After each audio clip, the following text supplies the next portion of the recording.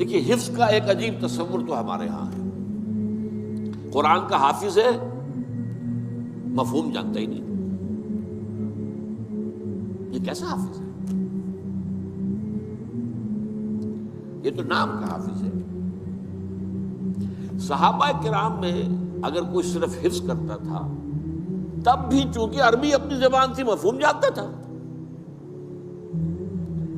تو قرآن مجید کے متن کو اور اس کے مفہوم کو دونوں کو یاد کرنا اور ذہن میں رکھنا، بلکہ اس سے بھی آگے بڑھ کر الاتقان فی علوم القرآن کے اندر ایک روایت ہے کہ صحابہ کرام میں سے جن حضرات کا خاص شغف قرآن سے تھا، جیسے حضرت عثمان ابن عفان، حضرت عبداللہ ابن مسعود رضی اللہ تعالی عنہ، ان کا یہ کہنا تھا کہ ہم جب نبی اکرم صلی اللہ علیہ وسلم سے 10 آیتیں پڑھ لیتے تھے تو جب تک اس کے علم اور عمل دونوں کو حاصل نہیں کر لیتے تھے آگے نہیں بڑھتے تھے۔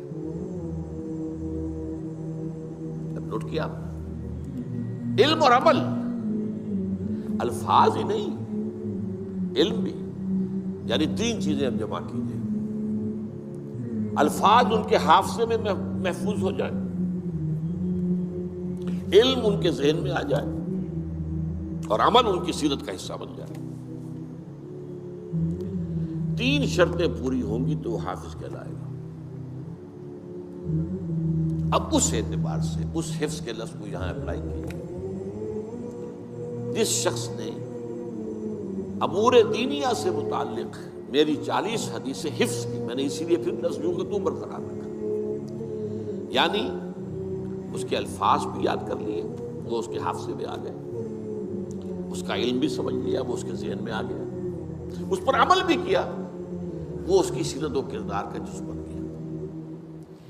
اس لیے کہ اسی معنی میں حضرت عائشہ صدیقہ رضی اللہ تعالی عنہا سے جب سوال کیا گیا، کچھ تابعی حضرات جمع ہوئے اور آپ اندازہ کر سکتے ہیں کہ کیسی حسرت ہوگی تابعین،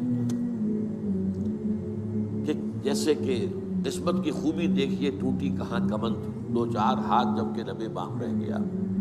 اگر ہم بھی چند سال پہلے دنیا میں آ جاتے تو حضور کی صحبت سے مستفید ہوتے، تو جتنا معاملہ قریب کا ہو حسرت اتنی زیادہ ہوتی ہے۔ ہمارا تو فصل 1400 برس کا ہے تو اس طرح کا کوئی تصور ہی ذہن میں نہیں آ سکتا، لیکن جن کا فصل اتنا ہی تھا تو ان کی تو صورت وہی ہوگی کہ قسمت کی خوبی دیکھیے ٹوٹی کہاں کمند، 2-4 ہاتھ جب کہ لبے بام رہ گئے۔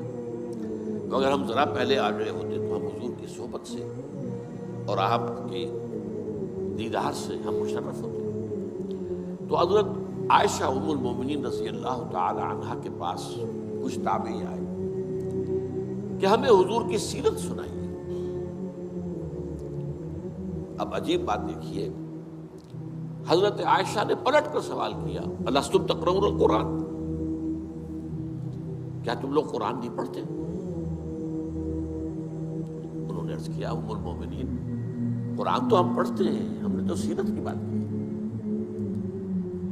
حضرت ام المومنین حضرت عائشہ صدیقہ، اور یہ جان لیجیے ان کا شمار بھی فقہائے صحابہ میں ہے، چوٹی کے فقہا میں حضرت عائشہ صدیقہ۔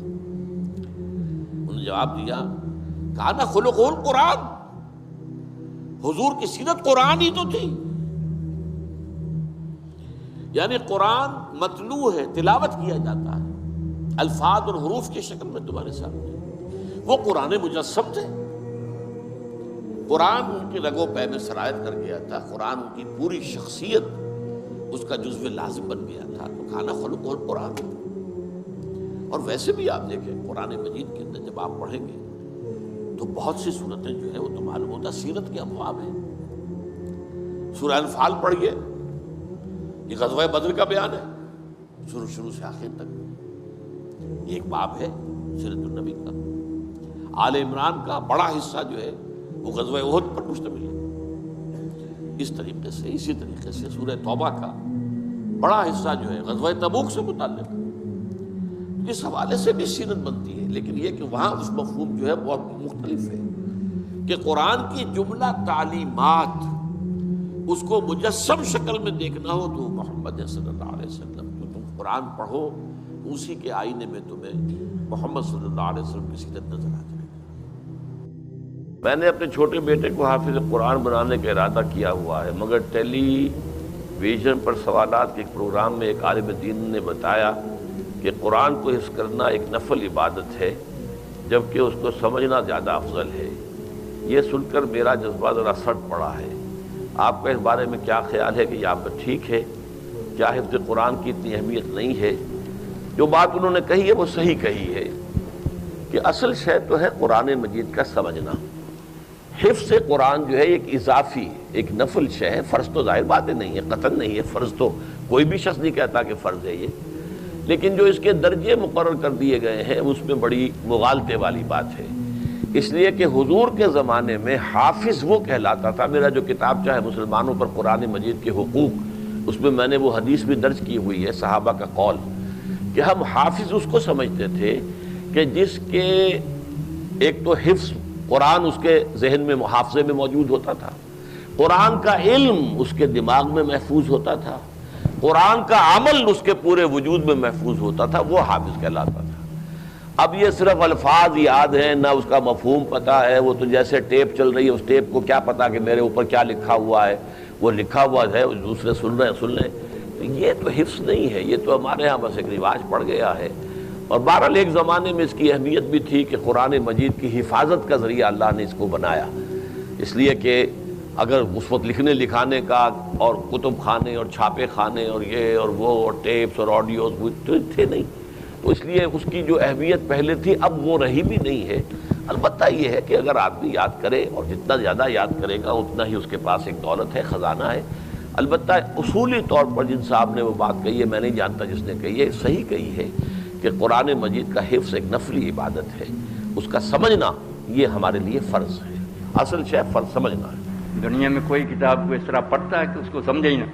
آپ کسی کو کتاب دیں کہ یہ پڑھیں، اس نے نہ سمجھے، وہ کہ یار میں نے تو پڑھی نہیں، اگر صرف عبارت پڑھ لے سمجھ اس کو خاک بھی نہیں آئی، وہ پڑھنا کہلاتا۔ اس لیے پڑھے لکھے مجرم ہیں، اگر وہ صرف پڑھتے ہیں نا عربی عبارت، کوئی ثواب نہیں، الٹا گناہ گار ہے۔ کیوں ترجمہ نہیں پڑھا؟ اور ترجمے کے آگے اس پر عمل کیوں نہیں کیا؟ 3 مرحلے، تلاوت، پھر فہم، پھر عمل۔ جو نہیں کر سکتے بیچارے ساتھ پڑھ سکتے ہیں، وہ چھوڑے نہ، جتنا ان کے بس میں اللہ اس پر یہ دے۔ میں نے تو اپنی آنکھوں سے ایسے بندے بھی دیکھے بیچارے، وہ ناظرہ بھی نہیں پڑھ سکتے، مگر وہ قرآن مجید کھول کر بیٹھ جاتے، ان پڑھ ہوتے اور انگلی چھیڑتے رہتے۔ اللہ ان کو بھی اجر دے گا۔ اللہ جانتا کہ یہ بیچارے اسکول نہیں جا سکے، انعام تو ملے گا۔ اللہ کی رحمت کو ہمیں تنگ نہیں کرنا چاہیے، وہ بہت وسیع ہے، مگر جتنا بس میں ہے نا اس میں کوتاہی کی نا۔